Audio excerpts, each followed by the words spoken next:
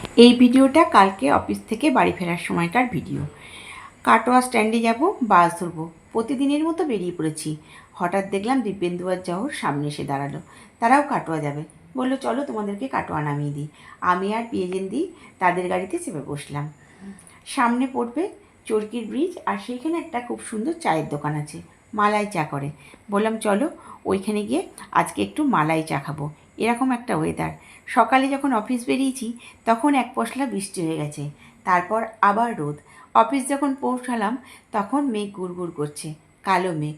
আবার এক পশলা বৃষ্টি, আবার হালকা রোদ। এখন দেখতেই পাচ্ছ তোমরা ওয়েদারটা কী সুন্দর, না রোদ না বৃষ্টি, মেঘলা মেঘলা ওয়েদার। অথচ খুব গরম নাই, আবার খুব ঠান্ডাও নাই, এরকম একটা ওয়েদার। তা এখন তো আর বিকালগুলো দেখতেই পাই না।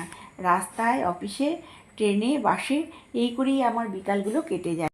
ছোটোবেলার কথা বড্ড মনে পড়ছিল। কত বিকাল বন্ধুদের সঙ্গে এরকম করে কাটিয়েছি। আর এদিকে বর্ষাকাল, চারিদিকে গাছপালাগুলো বর্ষার জল পেয়ে সবুজে সবুজ হয়েছে। বিকালবেলায় এরকম একটা মনোরম পরিবেশে এক কাপ মালাই চা দারুণ ছিল। চা তো অনেক আগেই হয়ে গেছে। এই পরিবেশ এনজয় করতে করতে চা খেতে বোধহয় ভুলে যাব। আর এদিকে আমি ট্রেনটাও মিস করে ফেলবো। না, চাটা এবার খেয়েই নিলাম। এবার উঠে পড়লাম ট্রেনে। ট্রেনে আজকে এই বিকালের টিফিনে নিয়েছিলাম ছোলা সেদ্ধ। ছোলা সেদ্ধটা বেশ ভালোই করে। এই দাদার কাছে আমি প্রায়ই ছোলা সেদ্ধ নিই। ট্রেন চলছে তার নিজস্ব গতিতে। আমি জানলার ধারে একটা সিট পেয়েছি। আমিও ট্রেন যাত্রাটাকে বেশ এনজয় করতে করতে বর্ধমান পৌঁছালাম। টাটা বন্ধুরা, আসছি, ফিরবো পরের ব্লগ নিয়ে।